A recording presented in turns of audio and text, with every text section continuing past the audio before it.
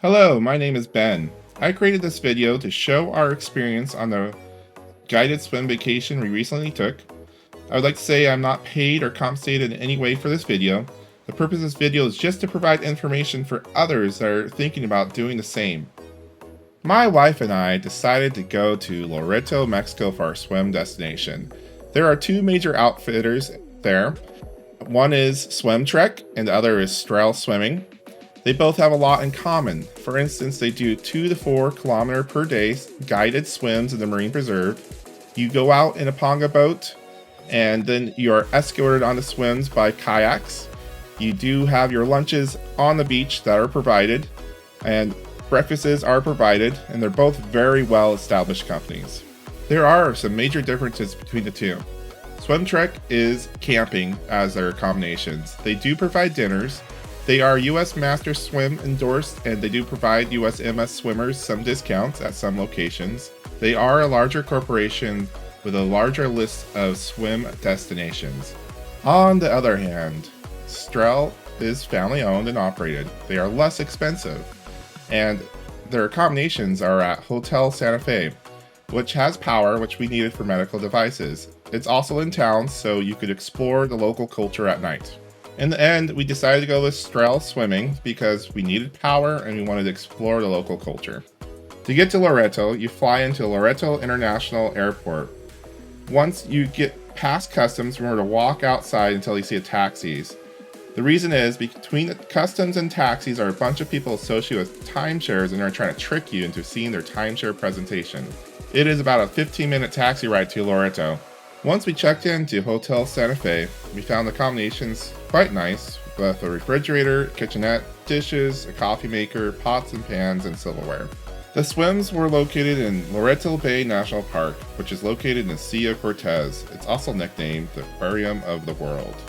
The islands we swam near were Carmen, Coronado, and Danzante.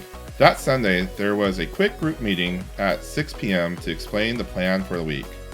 The next Monday, a van picked us up from the lobby at the hotel at 9 a.m. It then took us out to the dock with a boat waiting for us. On the first day, we swam near Carmen Island on the northwest side. The first swim was 2,574 meters, which is 1.59 miles. The second swim was 2,614 meters, which is 1.62 miles. Our trip was at the end of October and early November. The water temperature was 82 degrees Fahrenheit or 28 degrees Celsius, and the air temperature was about 90 degrees or that would be 32 degrees Celsius. The water was crystal clear and felt very pool-like. Once we were dropped off at our locations by the boat, we were escorted by 2 kayakers on the swims. They wore bright shirts that were very easy to sight off of. We swam about a 1K and then took a water break. It was at this point that some got out if they wanted to relax on the boat while others continued on their swim. A lot of days we swam to the beaches that we had our lunch breaks at.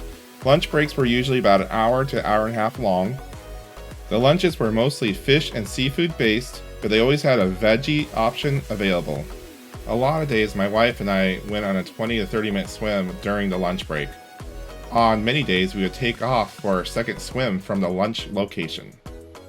At the end of the day, getting onto the boat was pretty easy using their ladder. On day 2, we went to the southern tip of Carmen Island. The first swim was 2,587 meters, which is 1.76 miles.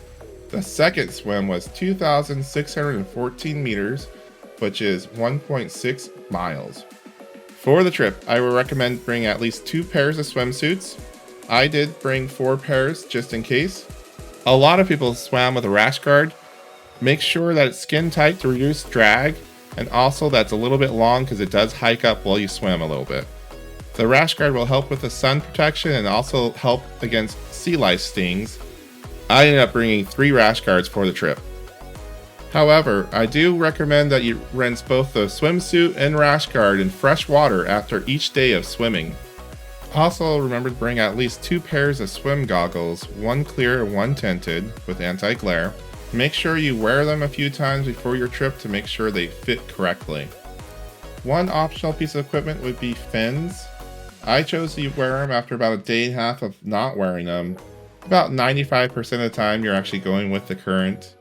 However, for that small percentage that you're actually working against the current, fins do help a lot if you want to use them.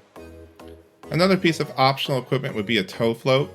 A tow float does make it so a lot of boats in the area can see you, and I highly recommend it for open water swimming. Another piece of equipment that I actually wish I had would be a pair of aqua shoes. Some of the beach exits were a little bit rocky, and I wish I had a pair of aqua shoes to throw on right after swimming. On day 3, we swam along the southwest side of Coronado Island. The first swim was 2,379 meters or 1.64 miles. The second swim was 2,614 meters or 1.47 miles. Many days, pods of dolphins would come to the boat to play in the wake. We would often see mobula rays jumping off in the distance. The swims were filled with views of butterfly fish, parrotfish, pufferfish, sardines, turtles, and rays of all shapes and sizes. There is even a colony of sea lions that hang out around Coronado Island. There are many bird sightings like blue-footed boobies, frigate birds, brown pelicans, and we even saw some ospreys.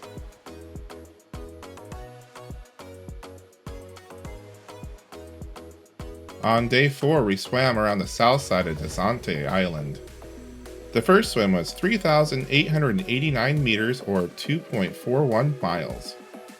The second swim was 2,310 meters or 1.43 miles.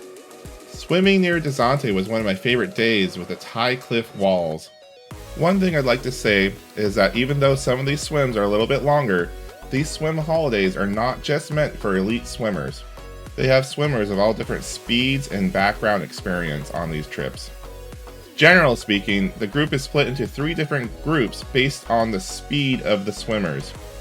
The speed they try to maintain on these trips is 2,200 meters per hour or 2,400 yards per hour.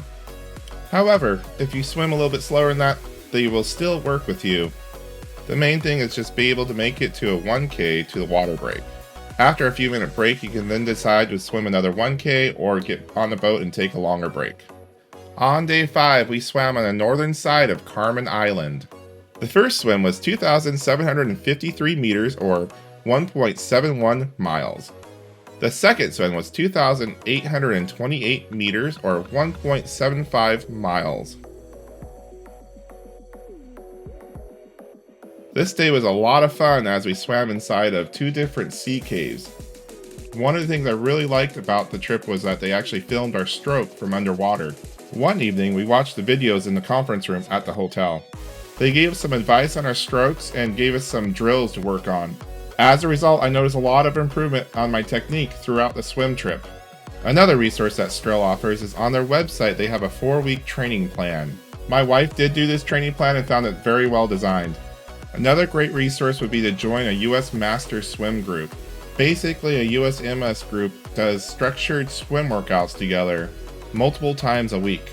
I joined the Master Swim group roughly 2 years ago. As a result, I went from having a hard time swimming at 100 meters to comfortably swimming at 4K. There are a lot of benefits of being a USMS member. For instance, they have pool race events, and also what I prefer, open water races. My wife and I have always found the USMS open water swim events to be held in a very friendly and welcoming environment. USMS also has a great online workout library. Basically, the USMS program is super cool. Over the 5 days of swimming, we swam a total of 27,419 meters, or 17.03 miles. On the last day, they do a farewell breakfast at the hotel. My wife and I were able to get a shore swim in before the breakfast. If you decide to do a shore swim, always use a tow float and check the weather.